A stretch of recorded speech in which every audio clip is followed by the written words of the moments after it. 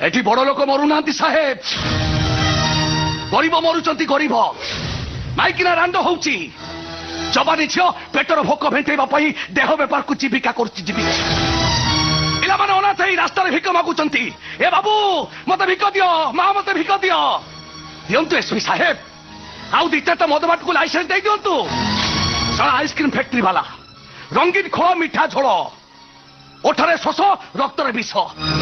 ଦାମ କମେଇ ଦେଲା, drugs ମିଶାଇଦେଲା, market ଜମାଇ ଦେଲା, ମଣିଷ ମାନଙ୍କୁ ମୁର୍ଦାର କରିଦେଲା ମୁର୍ଦାର। ଡ୍ରଗ୍ସ ଦୁନିଆର ଶ୍ରେଷ୍ଠ ସଞ୍ଜୀବନୀ ଡ୍ରଗ୍ସ। ଏ ସବୁ କଥା ତୁ ପୋଲିସକୁ ନ ଜଣେଇ ତୁ ନିଜ ହାତକୁ ନେଲୁ କାହିଁକି? ତୁ କଣ ଜାଣିନୁ ଏସବୁ ଅପରାଧ?